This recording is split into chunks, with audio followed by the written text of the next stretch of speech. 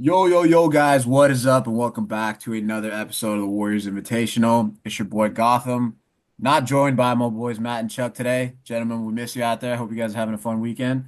But we're joined by our guy Justin, friend of the pod, the package JG. How we doing, man? Welcome to the show again. I'm doing great. Appreciate you having me on. Would love to have Matt and Charlie here, but hey, me and you, we'll get it done today for sure. Dynamic duo today, man. We Yeah. had yeah, Matt and Chuck. They got some weekend plans going with the ladies. But Mhm. enjoy the weekend, gentlemen. First weekend of NBA playoffs starting today. We got the Bucks Pacers on right now. Justin, man, how you doing? How's everything going? Best time of year. How you feeling? I'm feeling pretty good. It's been obviously over a year. It's been like a couple years since the Warriors had the opportunity to play in a playoff series. And the last time we saw them left a sour taste in everyone's mouth. So I'm excited to see how they respond this year around, how they can take this thing, how far they can take it. And, we got a lot of good series outside of our own. So that's just pretty exciting time for sure. Yeah, man, lot of fun stuff to cover today. The Warriors, since our last episode, we recorded before the Memphis playing game, so still, had to get in, but seal the deal. Warriors got in as a 7 seed. A fun game, playing game. It's not a Warriors game if it wasn't, nail biting towards the end, but Warriors got off to a hot start, went up 20. Grizz came back, made it a game, took the lead, but. Really led by Steph and Jimmy and the crew, man. Just give me your thoughts, dude. Like, just want to hear your takeaway. I know we made it to the playoffs, like you said. It's been a couple years since that 23 series against the Lakers was the last 7 game series. We've seen Steph, Draymond, Steve Kerr. Just kind of give me your overall reaction to the season, the regular season. It was definitely a roll. It felt like three different kind of seasons wrapped into one, and I Yeah. remember seeing there was like a DeAnthony Melton edit, and I was like, dude, I forgot he was even like here. Like, shout out our guy Melt. But yeah, man, what was your reaction to this regular season? Because it was one of the crazier ones we've had in recent history. Yeah, definitely. Roller coaster is a term I would use as well. 3 seasons is definitely a perfect way to describe it. Like early on, everyone's super excited. They got off to a great start. I think they were just riding the high of just having a fresh like do over. And then obviously D'Anthony Melton goes down. Guys start to come back to earth in terms of shooting and stuff like that, and we started to play a little bit more at our baseline, and we just saw that they just didn't have enough. Steph was kind of worn down early, injured, and then the possibility of the Jimmy thing like pops up kind of out of nowhere. I mean, Jimmy always does his end of contract stuff. I don't think he'll do it with the Warriors, but he does this end of contract stuff where it's time to get paid again, and the team is kind of like, and then he just kind of like blows it up internally. And then once that became a possibility, I was like, yeah, we got to get him. There was definitely a lot of pushback from people, but as we can see now, once he got there, they took off 60 plus win pace with him. So, I think everything happened the way it was supposed to get us to this point because now they have like the foundation to ride out into the sunset with for the rest of these guys, contending window or whatever you want to call it. And this I think you can't really ask for a better scenario right now. They're in the playoffs, chance to go as far as they want to go or as far as they can, and then they still have a building block going forward for the following seasons if they want to continue this thing. So Yeah, absolutely. I kind of echo exactly kind of your thoughts for the season. Like coming into it feel like it was kind of you're reaching a breaking point of the. I hate to say two timelines, but kind of that two timeline, thought process of um honestly since 2020, it's kind of been kind of teeing along those lines. And so um my biggest thing going into the season was like, hey, they gotta pick a course, pick a course of action, whether that's against like what I'd want or what most fans want of like pivoting off of like, getting ready for the future, but you're kind of stuck in the 10 seed and you don't want to be in that kind of purgatory place where, you're not, contending, but you're also not, fully tanking. So mhm. I'm happy they chose the latter and decided to go all in on their top 5 player of all time and their core. But Yeah, I mean the Jimmy trade really just rejuvenated the season, man. Like it was kind of left in the mud. The Warriors were, I think, the 11th seed at the trade deadline. They're 25 and 26 or something like that. And to go on, finish the season 48 and 34. I think everybody kind of hoped that, that would be the case. Like if you can get to 46, 47 wins, sneak out of the plan. But, the West also just being able to keep pace with some of these teams that pretty much everybody got hot down the stretch as the Warriors. So, honestly, kudos to the guys, man. Like to get yourself in a spot where, hey, you got to win and go into the playoffs playing scenario. Memphis was obviously struggling down the stretch as well. So, yeah, it was an interesting season, but it feels different. Like it feels like this is kind of the Warriors of or a playoff run of old, where it's like, all right, we got in. Like the whole point of the 82 games or 83 games in this case, but get into the dance. And then once Mhm. you're there, check up. We know we know what it takes to win 16 games in the playoffs. We've seen it before. We've seen different iterations of championship teams. And this one has got kind of a nice feeling to it. The floor of this team with Steph, Jimmy, Draymond, um, is they can get you there. It really comes down to kind of can the other guys step up and get you over the top. But let's talk Rockets, man. Obviously the two seven seed, 2-7 matchup for the Warriors and Rockets. It's a team we've seen, I think what is it, 4 times as a fifth matchup now in the Steph Curry era. So Yeah. we've inflicted a lot of trauma on these guys, and just like the mental edge of going into a team that doesn't have a LeBron James or a Luka Doncic, doesn't have a Nikola Jokic, young team, good, but hasn't had that playoff experience. Give me your initial thoughts, just when it was all said, settled that Rockets were going to be the matchup here. Were they your kind of targeted matchup going in the first round? Like, would you have wanted to see a Lakers or Denver over them, or was kind of falling to the seventh seed, getting that play-in win, getting those 4 days off, and then playing a 22, like what are their average ages? I think 22 or 23 years old. So playing teams that are, a whole decade younger than you. So Mhm. what was your kind of dream scenario going into the playoffs, and then kind of your thoughts about the Rockets, just kind of fresh. Yeah, I think the dream scenario for me was home court advantage, and then kind of avoid having to play both LA and Denver potentially in the path. And then the second best scenario was get Houston in the first round, Nice. and then while also avoiding having to play both LA and or Denver. So like, and then after that Clippers game, I kind of threw them into the mix too. It's like you don't want to see two of two of those three teams in a single run. That's just like a lot to deal with in terms of this specific matchup. Um, so I'm pretty excited going into it. I do think Houston's youth is a disadvantage for them. I think their lack of half court offense is a major disadvantage for them. I do think their athleticism and kind of scrappiness and just like try hardness, if that's a term. Ime is a try hard coach. They have a try hard roster, so like that can definitely present some issues for an aging core or an aged core. But I do think overall their experience, they on paper have the two best players in the series clearly. And then I think Steve has a coaching edge over Ime as well. I think those three things ultimately put the Warriors in the best position, even without home court advantage. So definitely eyed them early as like a target for the first round.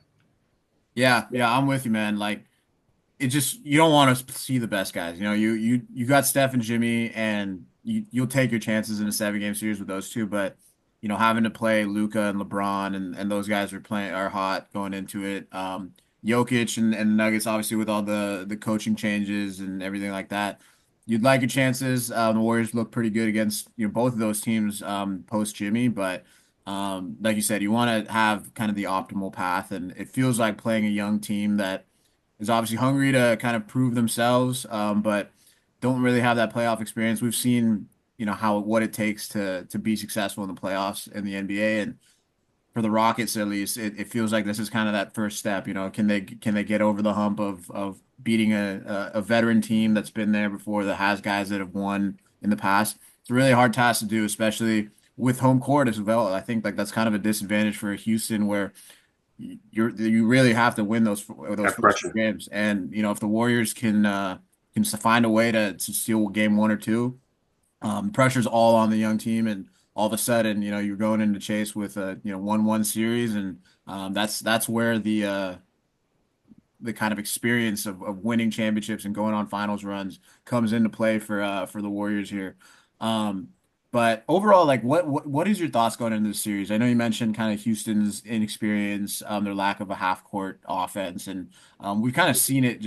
We played them, I think, a couple weeks ago. Houston obviously won that game in Chase Center, but um, what is your kind of key takeaways from this matchup? Like, what do the Warriors need to do? Who are the guys that in your eyes, need to step up here outside of Steph and Jimmy? Obviously, Steph, Jimmy, and Draymond are going to be kind of that core pieces bringing all this together. Going to be, your 25 guys a night. Like Steph and Jimmy can get you 50 a night, on average. But who else are you seeing that can, be an X factor in the series on the Warriors side? And what do they need to do to kind of step up and move Mhm. on to the next round? First thoughts is Pods and Moody, right? Those are the two other starters for this iteration of the Warriors.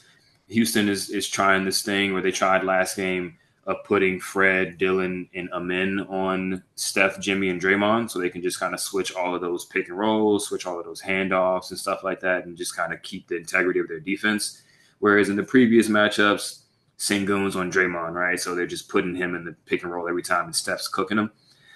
So they're putting Sengun and Jalen Green, their two worst defenders and the starters, on Pods and Moody, and so it's on them to make the Rockets pay for doing that, right? Knock down, catch and shoots, attack closeouts or bad positioning and stuff like that, or potentially go into some actions where they're screening for Steph or something like that and be able to make a play off it.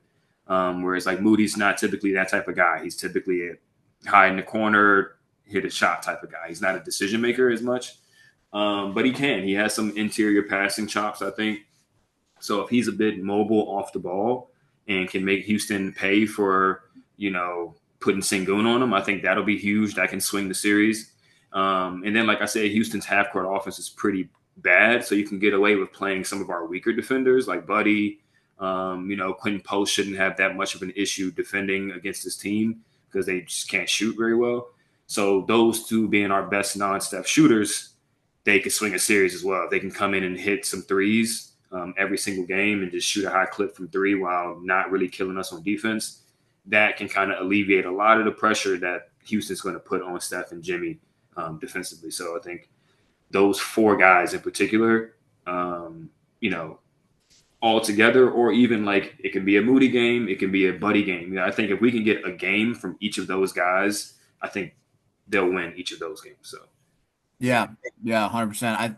For me, it's this core, like this iteration of the Warriors needs that third guy to step up. Like you're seeing it even on like in the playing game where Jimmy had 38, Steph had 37, like GP had 12, Moses had I think 10 that night, Post had like 12. So like you need that kind of third, fourth guy that can kind of combine for 20 to 25. Mhm. And so that's where the ceiling for this team is in my eyes. Like and when I'm saying like, Steph and Jimmy, Draymond, they'll get you there. Like you'll be in every game. You got faith that, they're going to be able to, especially with the way Jimmy can kind of slow things down in the half court. You can play through them, especially when Steph's out. I think that really just brings a whole different dynamic to just being able to go ISO ball. Have Jimmy working from the post, or from the top of the key, and kind of just letting him go to work, creating for other guys. The aggressiveness on offense, I think, is something we're going to continue to see. The playoff Jimmy kind of, aggressiveness that we've seen the last two games, I think that continues throughout. So it really is going to come down to, which guy can step up, whether that's Moses, whether that's JK, whether that's Pods, Post. Like you said, it's going to take like a game from each of these guys to really make Houston feel the pressure because, like you said, they're not a great half court offensive team. And the Warriors have one of, I want to say top three in defense right now. But their half court defense has been fantastic since the trade deadline. Yeah, And then the biggest metric I'm going to be tracking is the turnovers on the Warriors side. definitely. They lost the two games they lost to the Rockets this year. They turned the ball over 20 times. when they turned it over less than 15, they won those three matchups. And um, it's kind of been the case for the Warriors and, forever. They have been always a high turnover team, but especially recently, you want to make sure that you're getting you're getting shots on goal. And I think that's just kind of been the biggest thing for the Warriors.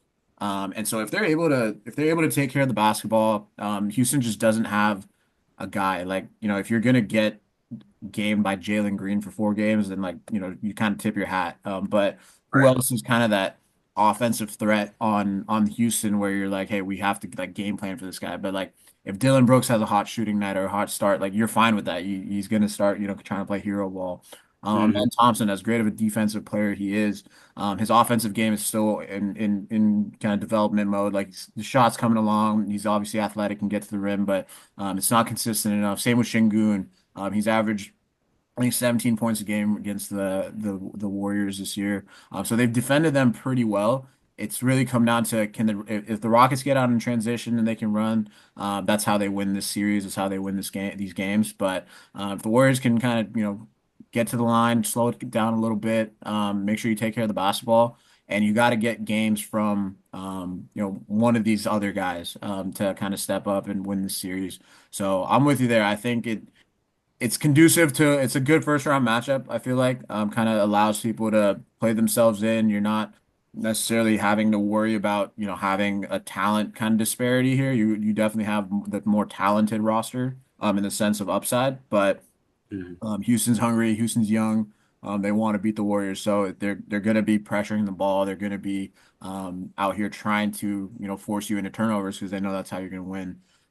So that's something that I'm going to be watching out for in terms of like how the Rockets are defending the Warriors and forcing these turnovers. Another guy I want to bring up, man, Kuminga. Obviously, like that is kind of the not necessarily elephant in the locker room, but it got benched against the two kind of must-win games this season. Obviously, all the talk off season is going to be around, what happens with JK. Is he gone? Is it a sign and trade? Do you find some way to make it work in this playoff run? But Hmm. JK had played really well against the Rockets in the games he did play. Um, and kind of fits that mold of like a athletic dude that can kind of get up and down, can get downhill against these guys. How do you see JK having an impact in this series? And if so, like what does that look like? And how does JK play himself back into kind of a playoff rotation piece? And what do you need to see from him to make that happen? Yeah. In a funny way, I think the playoff bracket kind of worked out for JK because as we saw earlier this season, he does pretty play well against the Rockets. And I think he can play well in this particular series just because they're going to devote so much attention to Steph, Jimmy, and Draymond from the perspective of Draymond being able to hand it off to Steph. So their worst athletes are going to be off of those guys. I don't know how much he plays with Jimmy and Draymond, Yeah. considering Steve thinks that doesn't really work. But if they're putting a min or whoever their next best athlete is on Steph, that means it's going to be somebody less athletic than JK on JK, right? Because Amin is the only guy who can really match him for athleticism. Um, Interesting to see if they play that double big lineup against the second unit or third unit. Will JK have to play against that, and how does he look against that type of size inside? But it's another, like I said, it's another guy on our team who, isn't the most consistent defender who may be able to get an extended run because you can get away with making a few mistakes against this team because they're not really going to burn you offensively. So if he has it going downhill, making quick decisions, using his athleticism at the rim, then he can be a huge swing factor, right? I don't think they necessarily are dependent on him to win this series, but if he is playing well, I think they win this series quicker than we anticipate. Just because that's just a punch that we can just add in that people aren't really factoring in because he didn't play in our two must wins at the end of the season. Yeah, yeah, absolutely. And I think for me, man, like the JK discourse right now is it's cooked. Like it's always Mhm. been kind of two sides of I think people are trying to say the same thing, but they have different expectations. Like there's one aisle where it's like, oh, everybody's saying he's not good at basketball. Oh, clearly got talent. And then there's another side which I think most like rational people fall on of, hey man, like we've seen it in spurts. Like there's obviously something there. it's time to win now. Like Yeah. and you're kind of seeing Steve Kerr, and we haven't seen him kind of go at the or like talk in the media like outwardly about players or things like that. It's always been kind of close to the chest and making taking kind of the heat. But even Steve coming out and saying like you can't play with Jimmy, Draymond, and JK, like, and the numbers kind of back it up. It's just kind of what the eye test has kind of been telling a lot of us. And so for JK, I want to see, like, I'd love to see kind of a larger like spacing unit out there with him, just because Hmm. Houston has just such great athletes. So like if you're playing with kind of, GP, Steph, Loon, Jimmy in there, like guys that aren't really spacing the floor, it's going to be harder for JK to kind of be in that kind of slashing role, maybe dunker spot guy. But if you're out there with like Steph, Buddy, Post, throwing, and I'd like to see him out there with Jimmy as a more aggressive offensive player, just because you can kind of clear out one side for Jimmy, have Steph off ball, and then JK is just going to be slashing around the basket. So I think Hmm. there's definitely ways that JK can impact this series. And it'd be interesting to see how Kerr kind of plays rotations with that. But for JK, I think like you said, like he's got the ability to put this team over the top, and they do need kind of that athletic dude that can kind of be an X factor if it's in spurt minutes here and there. And I think that's going to be JK's role in this run,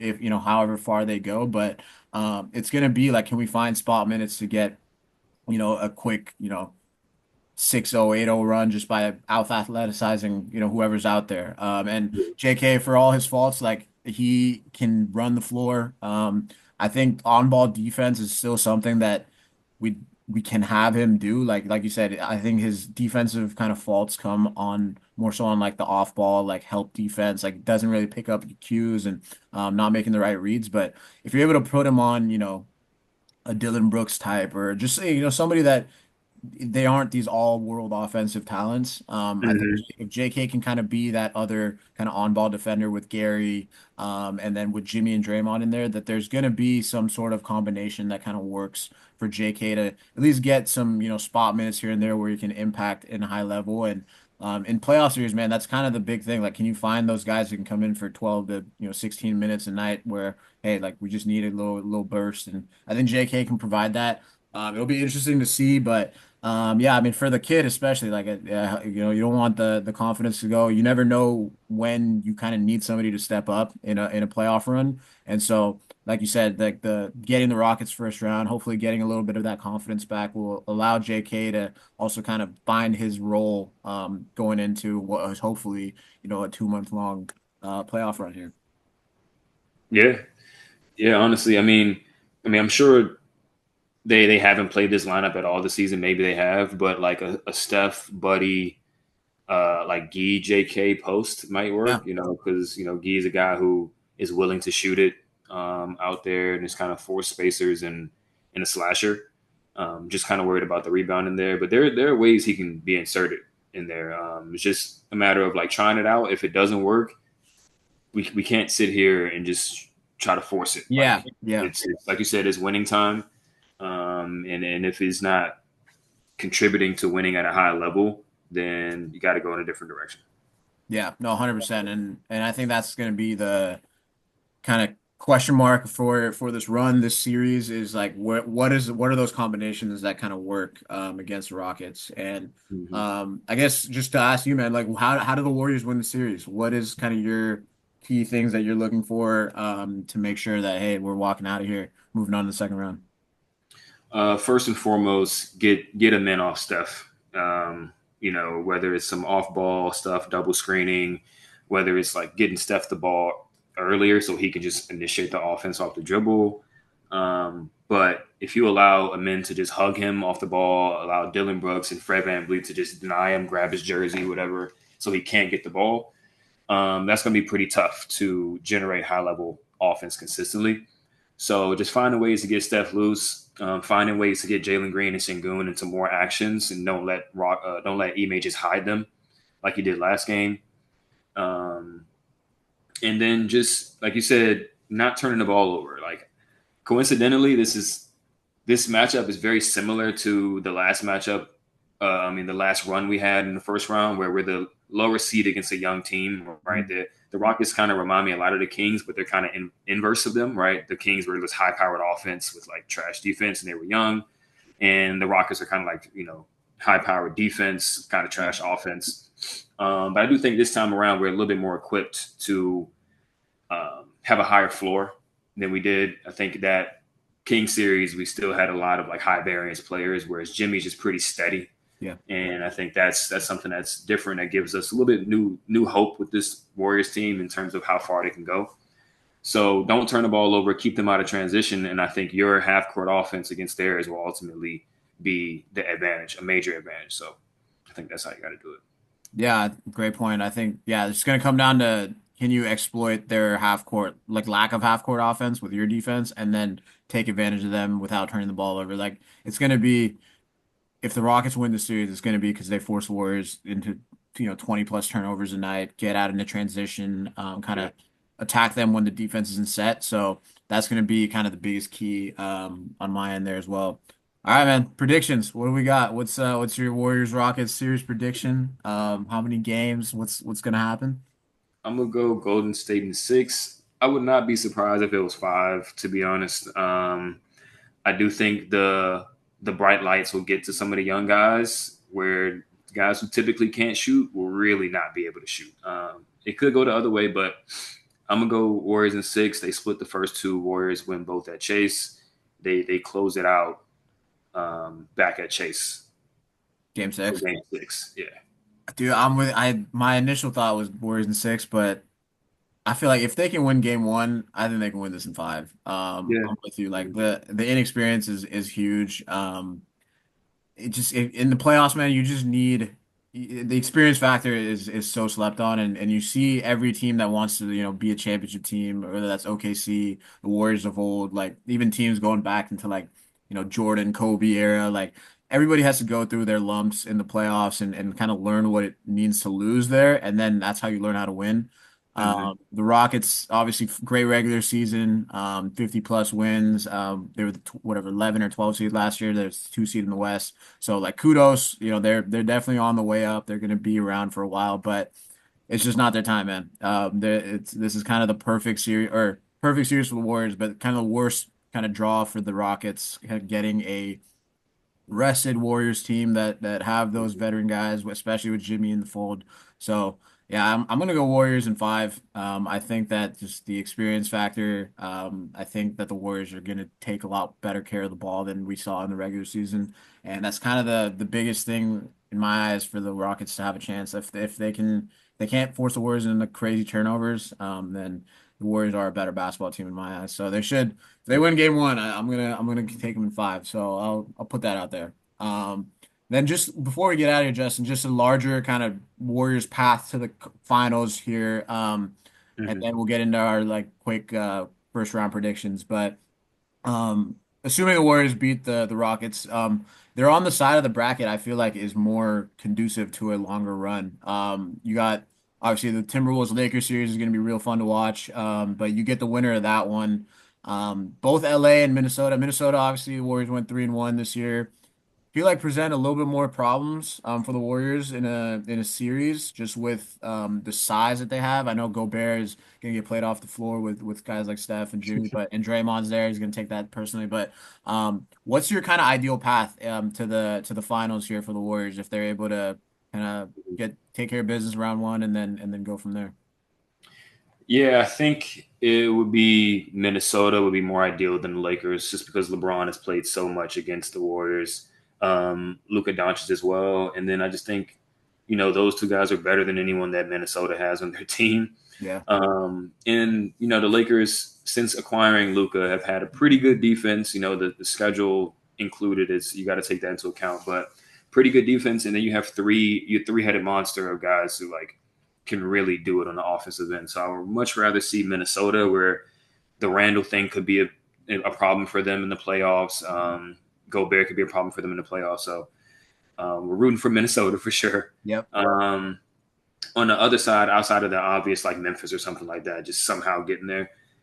If I had to choose between OKC, the Clippers, and the Nuggets, that's a tough one. I feel like the Clippers stylistically, I think the Clippers combination of defensive versatility, shooting, and all of that, I think that could be an issue for the Warriors. I think Nikola Jokic by himself is a major issue, but the rest of his team is kind of not. So I kind of want to go with Denver. But then again, OKC is super young too. So it's like, I would probably say, Denver would be Yeah. the best matchup just because Jokic is probably going to be completely run down by the time they even get there. And the rest of their team is just not equipped to, I think, compete with our team if we get there. So yeah, I'd say Houston, Minnesota, Denver would be the most ideal path to get to the finals. Yeah, I'm with you there. Like I want to play OKC, just because I think we could beat them. There's people Mm-hmm. talk about this is like one of the greatest regular season of all time. Like, bro, you guys are like 15 years old. Get out of here. But yeah, I think ideally, I don't want to see the Lakers. I think we could beat them, but I just you just don't want to go up in a 7 game series. LeBron, Luca, Yeah, Reeves also playing well, like with home court advantage with too. home court advantage. Like I'm happy we got Jimmy this time, so the free throw discrepancy is not as bad. But you Right. just never want to trust the whistles against the Lakers. I hate to sound like that guy, but it is what it is. But yeah, I Mm-hmm. think the other side of the bracket, man, that's I'm happy we avoided having to play one of those three teams in the second round. I think I'm with you. Like the Clippers, just after watching that last game of the season. It felt like kind of a little preview of these could be the two best teams in the West, just in Yeah. terms of ability to translate their play styles to the playoffs. So it'd be fun to see whoever kind of, assuming Memphis doesn't pull off a shocker and upset OKC round one. It'd be interesting to see if the Clippers advance, how they kind of play against OKC. But I'm with you. I think Denver, like you said, it just doesn't feel like their year. So if they can Mm-hmm. somehow get to the conference finals against the Clippers and the Thunder. I'm terrified of Jokic. Would never want to ever say that out loud to like want to see him, but I'm with you. It just doesn't feel like their role guys got it this year. Murray feels like he's taking a step back. MPJ Gordon's been playing. He's played well against Warriors, but I'll take that over going against Kawhi and James Harden, who's looking amazing. And then Mm-hmm. man, Shea, I don't know if he's gonna get those calls in the playoffs. Hopefully not, but we'll see. I don't mind the Thunder, but I think just in terms of overall depth and ability to make a long run, I think I'm with you. I think Denver would be kind of the ideal path to the Mm-hmm. finals run. Before we get out of here, man, first round predictions. We can start with the West and then we can kind of make our way to the East. I feel like there's some gimmies over there. Yeah. But starting with the West, man, we got Clippers, Denver, Warriors, Rockets. We got Timberwolves, Minnesota, and then Thunder, Grizzlies. Thunder So Grizzlies. let's Yeah. go 1 through 8. Thunder, Grizzlies. Who you got? Thunder in 5. Wouldn't be surprised if they swept them. Yeah, I'm with Honestly. you. Yeah. I'll go. Yeah, Thunder and 5. I think Jaws is kind of banged up, and Memphis has had kind of a rough couple months. So yeah, I'm with you there. Clippers, Denver. Who you got there? That's I think the most fun matchup That in the second is. round. I think I'm gonna go with the Clippers in 6 games. I think Zoo is one of the rare players that have the size and kind of like the physicality to slow Jokic a little bit. And then I think outside of Jokic, the Clippers kind of like clear the Nuggets. If Kawhi is locked in like he was in that last regular season game, they have nothing for him, and they have nothing for James Harden, especially the way they defended all season. The pick and roll in particular, Jokic is going to be kind of barbecue chicken for James Harden. So yeah, I'm going to go Clippers in 6. Clippers in 6. Yeah, I think the Clippers are going to make a conference finals run, man. So I'm with you. I think they take down the Nuggets. It just doesn't feel like they fire your coach like a week before the playoffs. You got a bunch of stuff going on. Role players not playing as well as you want. It just doesn't feel like they're there, man. So I'm with you. Clippers in 6. T-Wolves Lakers. This one I think Interesting. is upset alert, but Oh, you think so? would Okay. love to hear your thoughts. I'm gonna go Lakers. I'm gonna go Lakers. I'm gonna go Lakers in 7. I'm gonna Lakers in 7. They have home court. If it gets to a 7, I just don't see LeBron or Luca losing a game 7 to Yeah. Ant Man. But um, yeah, I just think their offensive firepower with those three guys would be a little bit too much for Ant to match. I think Jaden McDaniels has not taken the leap he was supposed to take offensively by now. So it might get a little bit weird for Minnesota offensively, but uh, yeah, I think I'm gonna go Lakers in 7. Yeah, I'm gonna go Lakers as well, just as a prediction. But I think the T-Wolves can pull off the upset if because they've got the defense like Nickeil Alexander-Walker and Jaden McDaniels. Mm-hmm. You really just have to. You can't stop LeBron or Luca, but if you can contain Reeves, and make sure that he's not the one that's going off and killing you as your third guy, I think that Minnesota's got. I think Ant's looking great. I think Julius Randle, at least especially the last month, when they were on that hot streak, like he's really started to figure it out. And I think the Lakers' lack of size, is gonna be a It could little be. tough to, contain Randall, who again we'll have to see playoff Julius Randall, but there's a chance there, and I think Ant's kind of that guy, man. Like we saw a little bit he last year where he was able to, take down the Nuggets. So I think going into the playoffs, they had a good, end of the season. I wouldn't be shocked if Ant-Man and those guys could pull off the upset. Would love to see it.